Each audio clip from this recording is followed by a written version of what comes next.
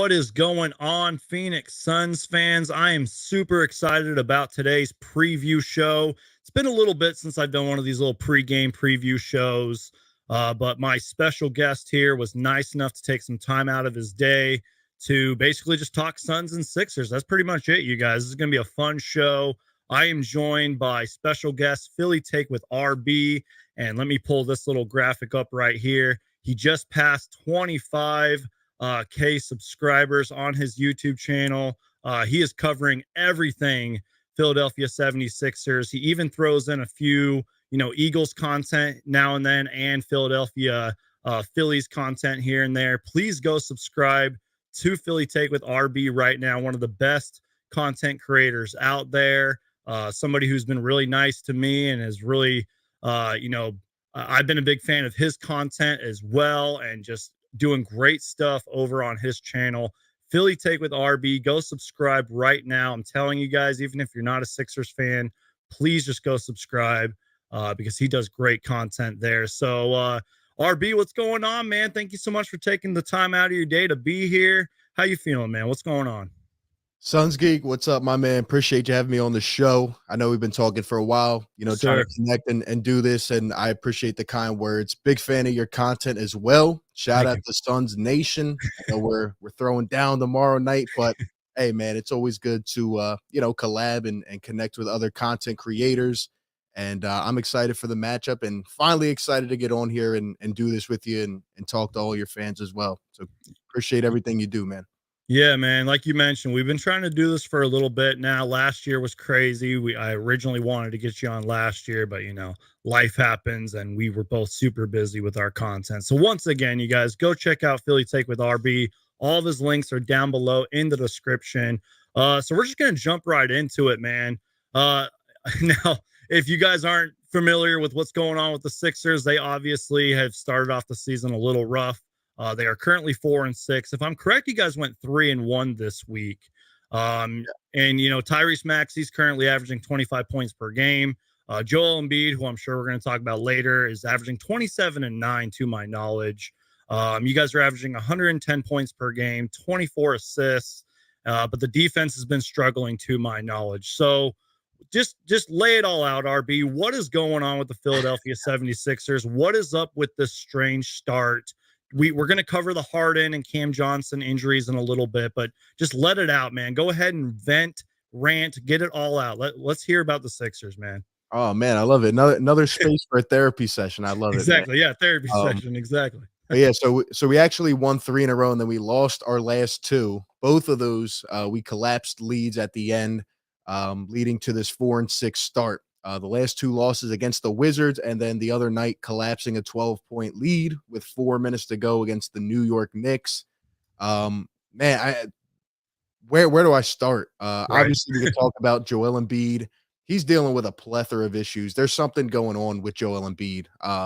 First they came into the season, he looked terrible for a couple games. They said he had plantar fasciitis. He couldn't practice for 2 months in the offseason. They didn't tell us about that before. Then they said he had some right knee injury.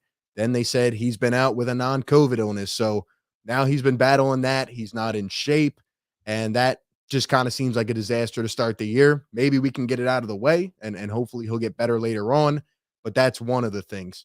And then the other night, James Harden, bangs knees with a guy, steps on a guy's foot. Now he's going to miss a month. And I'm actually very worried because, James Harden was playing exceptionally well. There's a lot of James Harden haters out there. That's what Yeah. people tend to do with superstars. But the way he's bounced back, he took care of his body, he got in shape. It's very unfortunate to see him go down. And now, who knows what he's going to look like when he comes back? Is he going to come back? Is the injury going to linger just like the hamstring? So that's another, really big issue that we're going through. And then the biggest one of them all, like you said, is we just don't have an identity on either side of the floor. I feel like Tyrese Maxey's supposed to be that guy to step up, and he is. He's playing really well, showing a lot of potential. But, on the defensive side of the ball, I mean, we can't stop a lick. We wanted to come into the season. Guys were preaching about being a top defensive team. We've been awful. Guys, seem to have a lack of communication and just a lot of other on-court things, little things that add up. On the offensive side of the ball, it seems at some point we don't know what we're doing. And ultimately, I'm at the point, if you saw my last video, it's time for a change, man. It's time Doc for a Rivers change. out. Yeah, and I'm not even the guy to, like, go over the edge on game 1. There were people game 1 and game 2 Doc after Rivers we needs lose to to the go. yeah, Yeah, after we lose to the Celtics and Bucks. "Oh my god, it's the worst of all." No, I didn't say that, yeah. but after what I witnessed the other night, pulling Paul Reed late in that game with 4 minutes to go, who had 6 steals and 2 blocks, and the New York Knicks were done. I saw their fans talking about it.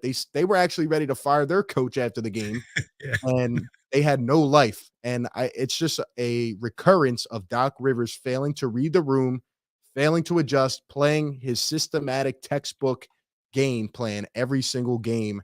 And he lost us single-handedly that game the other night. And it's just tough to see it. And again, if he stays fine, I think we'll bounce back. I think we'll get healthier. I think we're going to win regular season games. But come playoff time, to me, this is the year the Sixers have to get over the hump. And Doc has not done a good job optimizing what he has so far. Thank you for that insight. Sorry for the Thank you rant. for that Sorry for little. the rant. I just had to get it out. Yeah, no, that's exactly what I wanted, man. Because I'm sure at some point I'll probably go on a Suns rant here in a little bit, but that's why I wanted you on here to break it all down. Because let's be real, RB, the Sixers probably will get it together. This is a contending team. Both of our teams are, but the NBA is extremely hard to judge right now, and you know this as much as I do. There's so many contending teams that are off to bad starts, and there's teams that are probably going to be lottery teams that are winning right now. But the NBA is so confusing. It's really hard to judge right now. So I appreciate that insight. And a lot of the things that you mentioned kind of sound a lot like Phoenix Suns fans in the way that we react to things. But we'll just have to see if the Sixers can get it together. I don't really care much about like defensive rating, but I did see that you guys are like 24th in defensive rating right now. And I haven't watched as many Sixers games as I would have liked to, but the games I have seen and I have watched your streams. By the way, you guys, RB goes live and does play-by-plays almost every game, and I've tuned into his content, and he does great stuff. But it really seems like Sixers fans are frustrated. And if there's one thing I know about Sixers fans, shout out to our guy Romp 2.0. They are super passionate, and you guys hold your team accountable, and that's exactly how it should be. And even though Doc Rivers is on a very expensive coaching contract, sometimes you need a new voice in the locker room. Let's be real. Teams will pay that money to get him out. And I can understand your frustration. And, Yeah, I, absolutely. I, Absolutely. I think that Tyrese Maxey is going to be big for you guys. And we're going to talk about it here in a little bit, but I definitely think your guys' bench is going to be huge. And same thing with my Phoenix Suns. I think the Phoenix Suns bench needs to be huge in order to continue to win games and get into the playoffs and everything. But speaking of James Harden just a moment ago, he is one of 2 players averaging 10 assists this season, along with Chris Paul, which is pretty awesome. So let's talk about it real quick, man. Let's talk about the James Harden and Cam Johnson injuries. I'm not sure if you've been following or anything, but Cam Johnson, basically, I think they were like running a fast break and he came to a quick stop and he basically tore he has like a torn meniscus in his right knee or something like that. And unfortunately, the news came out today that there's no timetable for his return, which is never a good sign. And it sucks, man, because Cameron Johnson just came off one of the best games of his career. 29 points, had like 7 threes, I think, against the Rockets. And he's a big key to our offense and a big part of this team. So we understand you on the whole injury front. Obviously, James Harden's a superstar, future Hall of Famer. Cameron Johnson's not even entering his prime yet, but you get my point. Yeah. Both are very solid players in this league, and both are going to be missed. So anything on the James Harden front, and if I'm correct too, did I read that Joel Embiid may not even play in the Sixers game? Like, do you know anything, with the Harden injury, what's going on with Joel Embiid in terms of health? You sort of mentioned it Yeah. earlier. What's Yeah. going on? Yeah, so, James Harden will actually miss an entire month, and, it's uncertain if he'll even come back then. I know Right. they said he'll be reevaluated in a couple of weeks, so he's definitely out. Yeah.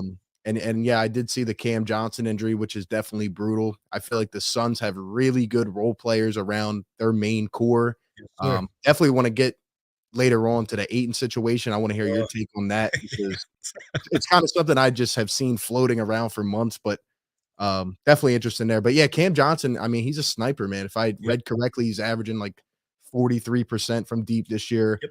very, great young upcoming player. Really a nice fit next to Bridges as well, in my opinion. As you know, I'm a big Villanova guy, so Yes, sir. I love Bridges. But yeah, in terms of Joel Embiid, I don't know if he's going to play. Doc Rivers said a couple nights ago that Joel Embiid will be questionable every single game. Last game he was supposed to play, and then about 2 to 3 minutes before the game started, they said, "Nope, Joel Embiid will be out tonight." And again, we still had a chance to win the game, but we obviously blew it. But yeah, at this point, I feel like it's just a game to game basis. He was out there at practice this morning shooting around. He looked good last game before the game shooting around, but Good. he just has a lot of things that he's dealing with. And to be honest, I think the best answer is we'll find out a couple minutes before game time. Right. Yeah, yeah. Doc's not gonna That's what I reveal his figured. hand and, we'll see what happens, but I think Daniel House might miss this game again as well. He was out with an illness last game. A couple other guys banged up, but I think everybody else should be good to go. Awesome, man. Yeah. Speaking of Daniel House Jr., former Phoenix Sun, and you also got another former Phoenix Sun on your team in DeAnthony Melton, and one of my all-time favorite players, PJ Tucker. That is my Love PJ. guy, man. I love PJ Tucker. So thank you so much for the insight on that. To my knowledge, in terms of the Suns, Cameron Payne's kind of been dealing with like left foot soreness, so we're not sure if he's going to play. Ish Wainwright is dealing with some personal stuff as well. So we're gonna have a few guys out, as well. But I appreciate the insight on that, and that's how the NBA is nowadays. I really believe like if I were a player, I probably wouldn't know until the game of. But you guys are gonna need Joel Embiid all season long if you guys want to make the playoffs and everything. So let's transition real quick to the Suns and Sixers benches. Now, some people watching are probably like, "Why are you guys talking about the bench? Who cares? It's all about Joel Embiid and Devin Booker and DeAndre and all that." But for me, this is really important because during the preseason, RB, let me tell you, man, the bench was a roller coaster. There were some games where they looked really solid, and there were some games where they really struggled. I talked about Campaign earlier, who he really struggled throughout last year's playoffs. Landry Shamet was just not mentally there last season. I'm sure you're familiar with Landry Shamet, if I'm correct. I'm a big Shama guy. Big Shama guy. Yeah, and really just our bench, has struggled at times, but at the same time, like we witnessed last night, our bench pretty much won us the game. We were rebounding really well. We were hitting our shots. I think we had the most blocked shots in a game since 2010, and our bench was a big part of that. Jock Lendell, who played for the San Antonio Spurs last year, has been a pleasant surprise for us. Just a big man who can get in there and do the dirty work. Now, I don't know how he's going to look against Joel Embiid, let's be real, but this dude can play, and we pretty much got him for free. So the Phoenix Suns bench, they're going to need to be huge. And I preached about this. I preached about it in my live streams and in my videos and everything. I really feel like the Phoenix Suns want to go back to the finals. Their bench is going to need to be huge. You're going to need a Landry Shamet. You're going to need a Campaign. Torrey Craig obviously has to fill in for now Cam Johnson, who's out, and Jay Crowder's not even with the team. So like we really need our guys to step up. So I want to hear from a Sixers perspective. What is going on with the Sixers bench? Do you have any concerns? Is there anybody that surprised you? Who do you think is going to need to step up? Because I could go up and down the Suns roster and be like, this guy needs to step up. This guy needs to be the X factor. So how are you feeling about the Sixers bench? Because if I remember correctly, wasn't that a struggle for you guys last year? Would you kind of agree with that? Yeah. What do you think, man? Yeah, no, the bench has been a struggle for about the last 5 years. Honestly, it's been a huge reason why we really have not gotten over the hump. It's not the main reason, but we Right. have not had the depth. And I think this offseason, Daryl Morey went out and he said, I'm going to address this. I'm going to go get some guys. I'm going to get my guys. Yep. And everybody made the jokes, the Philadelphia Rockets, and literally every player he picked up was associated with the Rockets at one point. And, you get the people that complain and they complain. But the fact of the matter is, the bench is much better talent wise than it was before. One of the big additions has been DeAnthony Melton. He started off really struggling in the preseason and the first couple games. And I was saying, uh-oh, here we go. I mean, he's not really playing up to par because the last couple years we've had to deal with Furkan Korkmaz and Yeah. Shake Milton. Those have been our main guys. So we go out, we get a dog like DeAnthony Melton. And over the last 4 games, I mean, he's been fantastic. He's averaging about 10 to 15 a game. His defense is really great, especially paired with Matisse Thybulle, who started on the bench, and now, he's playing 20 minutes a game. So really just all over the place with the bench. But Melton has been great. He's been a Yeah. great pickup, and I'm a big Trez guy as well. Yep. Picked him up late in free agency, and he's been a dog down low. Couple good games, couple bad games. I still don't think he's really gotten the chance to get his feet under him. And I know he has defensive liabilities, and people like to target those, but Trez is a high energy guy. He's a guy that can come in, make an impact on a game, and you can also, kind of go back and forth with him and Paul Reed. The problem is that every time Paul Reed comes in and gets some opportunity, it's like he gets pulled by Doc Rivers, and it's been really back and forth. Daniel House has struggled a little bit. He can knock down some shots though. Yeah. And my guy George Niang, he's Yep. been getting hotter the last couple. So, Niang started off really poor, and the last couple games he's averaging about 10 points a game, knocking down shots. So I feel like we're starting to find an identity, and I think a lot of it came down to staggering Tyrese Maxey with the second unit. Obviously, you can't match Harden and Maxey's minutes all game, but now that James Harden is out, it seems that Melton is going to be put into the starting lineup for good until he comes back. So the bench might struggle a little bit. Thibault's still trying to find his shot. Yeah. Erkon doesn't play. Shake gets a few minutes here and there. We still need an identity, and honestly, we might have to go out and address it. Sixers fans hate me because I continually bring up Isaiah Joe, and that was my guy. That was my guy. I thought he was a great two-way Playing for the player. Thunder now, right?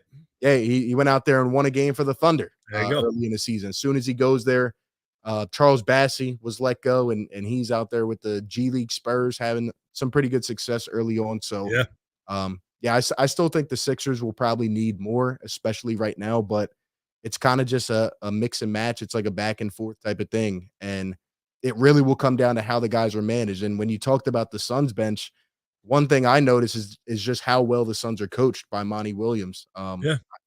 I think Monty Williams is a great coach, and I think that makes all the difference. I mean, if you would have asked me who Jock Landale is a couple years ago, I would have said, "Who's that?" Yeah. But I mean, you just said he's playing productive minutes. Yeah. So, I mean, I feel like that kind of makes the difference sometimes. Yeah, I appreciate that insight, man. I don't know. For me personally, I really believe you cannot win a championship without a decent bench. And that's one reason why I really wanted to pick your brain about this. And maybe you'll disagree with this, but do you think maybe because of all these new additions, do you think that that's why the Sixers are struggling? Because I kind of mentioned this earlier, like we saw some really good moments from the Suns bench during the preseason. And then we've seen some really bad moments, especially in that very first game. We lost to pretty much a G League team overseas in the Adelaide 36ers. And then we had that terrible first half against the Dallas Mavericks. It seemed like the sky was falling. It seemed like it was game 7 all over again. So do you think that the Sixers bench just needs time to adjust? Or do you honestly believe that it is a Doc Rivers adjustments and coaching decisions? Or well, I feel like we kind of covered it, but do you think that that's part of the issue of the Sixers struggles?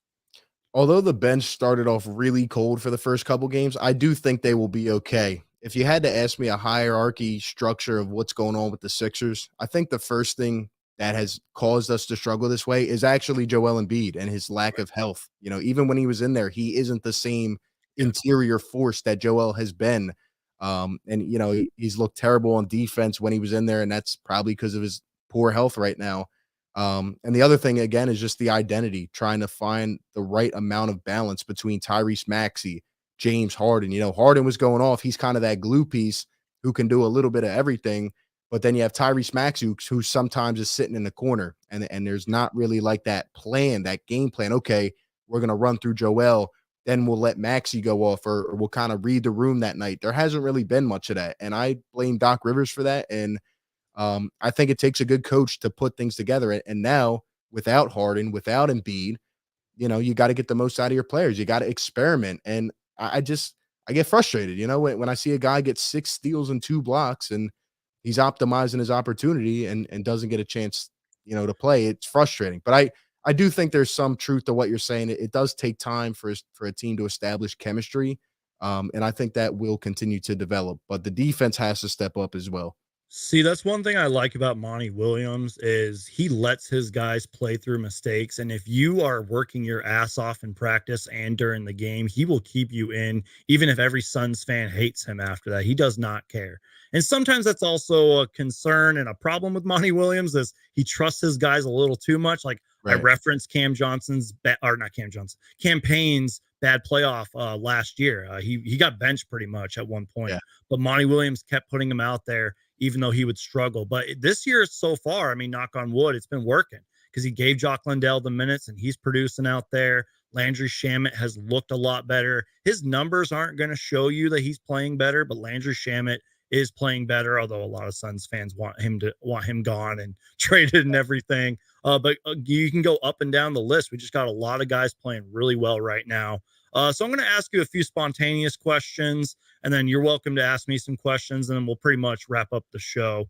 Kind of two questions in one. And I feel like we've kind of already covered one of these questions throughout, but I do got to ask, what is your biggest concern for the Sixers team? And obviously winning a championship is the best case scenario, but what's the best case scenario like outside of a championship? Do you get kind of the vibe of my question here?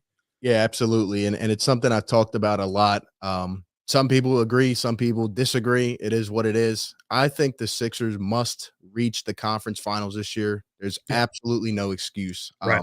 And that kind of leads into your question about what is my biggest worry. In fact, it's not even the regular season. It's not this and that. Obviously we got to be healthy come playoff time. My biggest concern is that the best opportunity for Joel Embiid to lead a championship team might be in the past. And it's something I brought up last year, and everybody threw it out the window. They said I was crazy. But when you go back the last 4 years, you look at the path that we had, maybe to the finals. We could have played the Suns. All right. If a guy named Ben Simmons would have hit a couple shots, if Who's Doc that Rivers bum? wouldn't have thrown a 26 and an 18-point lead against the Atlanta Hawks, Right. who were very young and upcoming, we may play the Bucks and maybe win and go to the finals. We look at last year. If Joel Embiid doesn't get hurt with a freak injury, we may go to the finals. And had some Go more back. help. Yeah, exactly. And Yeah. if a ball doesn't bounce 4 times and go into a hoop, we may go to the finals and beat the banged up Warriors. So I just look at this team right now. I think we're in a good shape going forward because I really do believe Tyrese Maxey can be that guy for a long time. But James Harden can opt out after this year. He can be a free agent. Oh And this is man. why I said that, he came back with a motive to be great, not only to help us win, but to get a longer contract, right? And I just am afraid that if things don't go well this season, if the ship kind of sinks, what's going to happen in the future? Is it time to blow things up and, you know, go on a massacre and just all right, cut all your loose ends and maybe start with Tyrese? I mean, maybe I'm crazy. Maybe I'm crazy. I think Joel can play longer, but I just did not expect it to feel this way early on in the season. And if they don't get it together, this is why I'm saying they need to make a change because to me, you can't get bounced in the second round again. Right. You cannot. That cannot happen with how many times it has with the talent on this team. It just can't happen. It's unacceptable. Appreciate that insight and analysis. And that doesn't mean that the Sixers are going to blow it up tomorrow. I get what you're saying though. And you know what? In a weird way, I feel like it's the same way with the Phoenix Suns. Because in my personal opinion, you guys got a lot better on paper. Now, obviously, bad start and everything that still remains to be seen. But I agree. And you've said this so many times on your channel, and you said it just a few minutes ago. There is no excuse for the Sixers not to at least get to the conference finals. Same Yep. thing with the Phoenix Suns, man. We should have been at least gotten to the finals last year. And I agree. we could spend a whole hour of me just ranting and bitching about how embarrassing of a playoff loss that was, but no excuse. And the NBA is wide open this year, in all fairness. But the Phoenix Suns have all the tools. And, even though on paper we may not look like we got better, I've been preaching about it this whole show. I feel like our bench is pretty damn good despite a few flaws. So absolutely no excuse, man. We at least have to stay 90% healthy to get back to the Western Conference Finals, to the NBA Finals. So before we get out of here, man, any questions you want to ask me? Maybe I can go on my own little therapy session. Any Yeah, man. spontaneous questions, man? Go for Yeah, it. nah, definitely. Well, first off, I do agree with you. I think we're kind of in the same boat here in terms of expectation. Now, the Yeah. Suns are obviously starting off the season way better. I would love to hear your thoughts about, your great start and what you Yeah. think about this season and where you expect to be.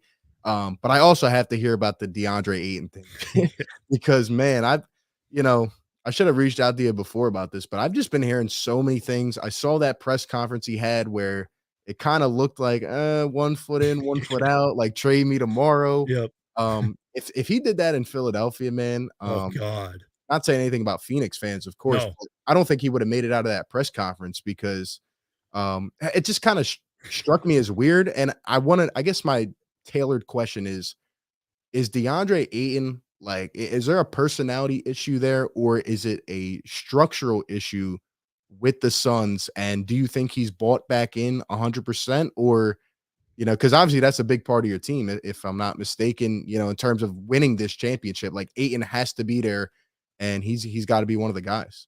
Can I answer with all of the above to your question? And I'm Oh serious, man. man. And Yeah. I'll try to keep this rant very short. But to answer your question, and this is what sucks. The Phoenix Suns kind of put themselves on this narrative and they set themselves up for the national media and the experts to be talking about them like this. But it's true, man. They didn't extend him and everything. There was that whole contract. There were so many trade rumors. I will say this, though, and I'm sure you've been following and everything.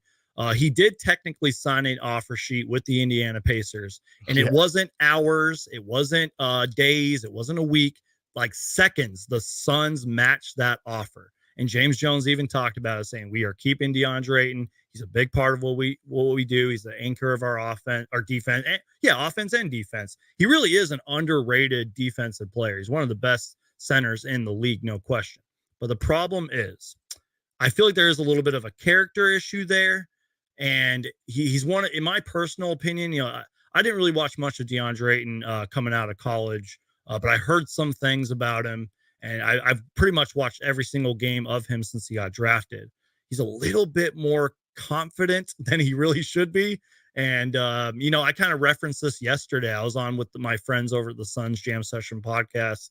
And I said that that DeAndre Ayton's one of the best centers in the league, and you want to see those numbers go up. And I even referenced Joel Embiid. I said, Joel Embiid's averaging 27 and 9. He's not even off to a great start yet. You know what I mean? So, like, Yeah. that there's so much more there for DeAndre. Right. He could take like 3 extra steps up and become a top 2-3 center in this league, but he hasn't really made that jump. Do I believe that he is bought into the Phoenix Suns system and everything? Yes, because even though he recently deal with an injury, he has looked a lot better. And again, the numbers may not show you, but he has looked a lot better this season. Yeah. But there's that whole like January 15th stuff coming up and the NBA trade deadline and all that. I really believe that the ship would have to sink fast in order for him to be like, yeah, get me out of here. But does he seem a little happier? Was that NBA media day or Suns media day stuff kind of warranted? And did he deserve that credit? Because I criticized him for it. I was like, dude, what are you doing, man? Like, this was the Deservedly so. one day to not show up and be all lackadaisical and keep your Yep. answers short. Like, and you're right. If that would have happened in Philly, Sixers fans would have been rioting out of the arena, and I wouldn't have blamed them. So Well, I hope that answers your question, man. It's a little weird. Do I think DeAndre Ayton will finish out the season with us? Yes, but if things go bad fast, yeah. he could be gone. The reason I ask, and I think that was a great answer. I think that it really takes all your guys being bought in to win a championship. I truly believe that. A lot of people kind of like overshadow this. Oh, the coach doesn't matter. That this doesn't matter. The regular season. I think the regular season matters tremendously in terms Absolutely. of finding an identity. Do the wins and loss? Does every game matter? No. Obviously, you want to get home court advantage. You want to get a high seed. Where it matters is finding who you are, right? Finding that identity. And I think with, obviously I've seen a similar situation, which is why I asked the question, because with the whole Ben Simmons thing, not to bring up bad memories, Right. but the Sixers get to the playoffs. There's a character thing going on there. Apparently it was going on beforehand, and things just kind of hit a dive really quick. And that got ugly. Now, I'm not saying the same thing's going to happen with Phoenix, but Right. if there are these things, like I don't know how the day to day looks, what he's Exactly. saying in these press conferences. Because Yeah. at one point I heard that he wasn't even talking to Monty Williams or hadn't Yep. even spoke with him. And to me, that's just a little bit of a red flag. And Not it's to awkward too. It's so It really awkward. is, especially when you're supposed to be one of the pieces to buy into a championship team. And honestly, I think the Suns are one of the best rosters in the league. And you guys have been my pick for the last couple years. I thought you were going back last year. Right. Chris Paul is tremendous. Devin Booker is like an MVP. Yep. I mean, it's a team that's hard not to root for when I'm not rooting for my own team, especially with Mikal Bridges. I think the Suns have all the pieces, but if there are issues with DeAndre Ayton, I don't know. I might be a little bit questionable on being confident in the Suns because I've seen it firsthand with my own team. And when there's some type of like attitude thing going on or he's not bought in, I don't know how far that team can go. And it might mess up others as well in terms of the chemistry.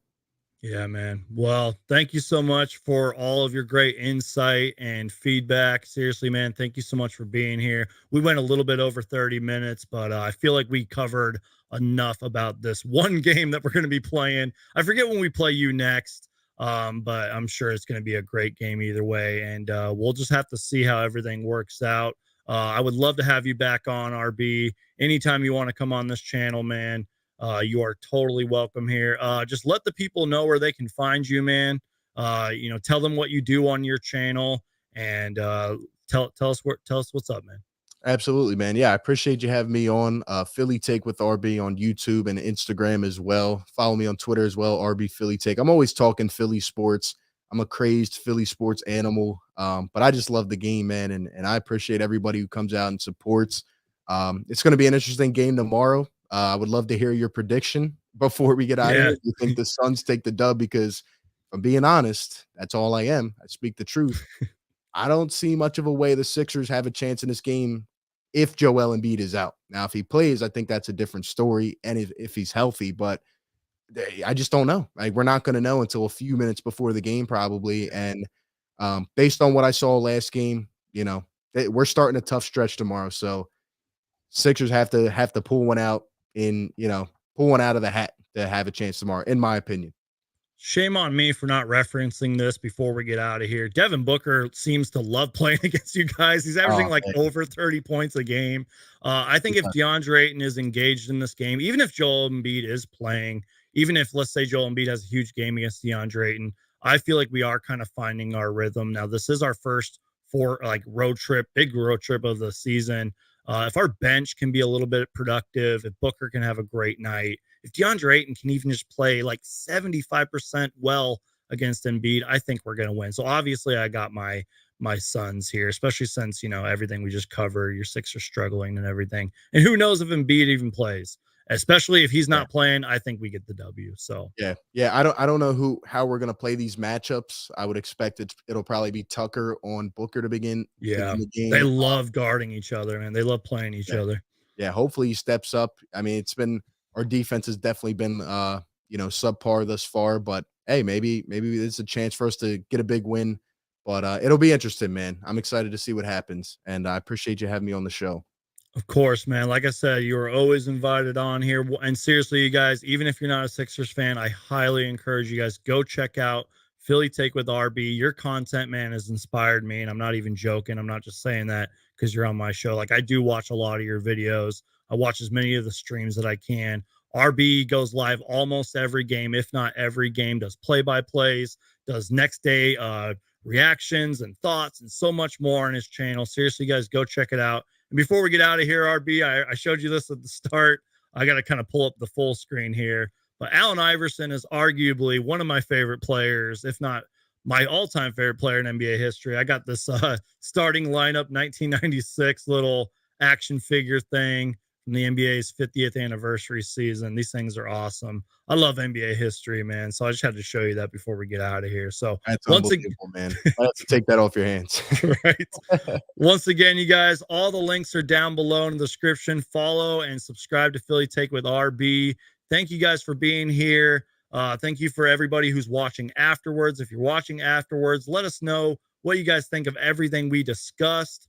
All the links are down below in the description. Check it out. Thank you guys so much for watching. And if it has to deal with the Phoenix Suns, I'm going to make a video about it. And I'll see you guys next time.